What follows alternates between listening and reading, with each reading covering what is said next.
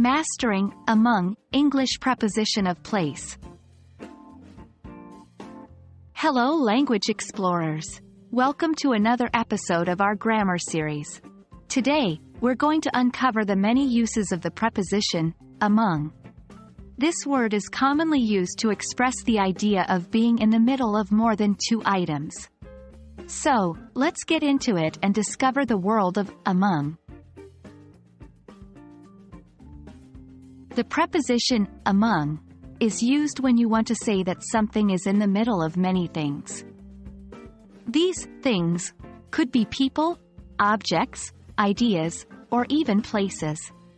The crucial point to remember is that we use among when there are more than two items involved. For example, she sat among the crowd means she was sitting in the middle of many people. Let's get a bit more specific. When we're talking about physical objects, we use among to express the concept of being surrounded by or being in the midst of those objects. For instance, consider this sentence: I found my lost earring among my clothes. This implies that the earring was discovered within a pile of clothes. Among isn't just for physical objects. We can also use it to refer to non-physical concepts, like when we talk about groups of people, ideas, or abstract concepts.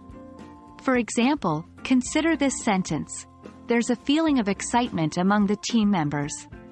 Here, among is used to express that the excitement is shared within the group of team members.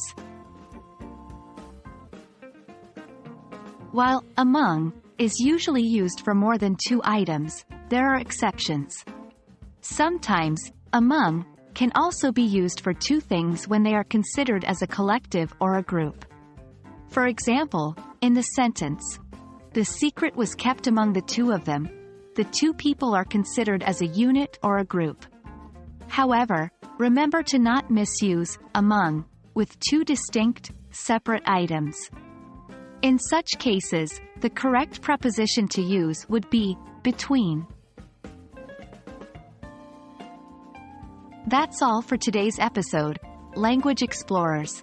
We've learned how to use the preposition among in various contexts, how it can relate to physical and non-physical entities, and we've even tackled some exceptions. We hope this video has helped clarify your understanding of among. Remember, practice makes perfect. Try using among in your daily conversations or writings. Until our next linguistic journey, happy learning!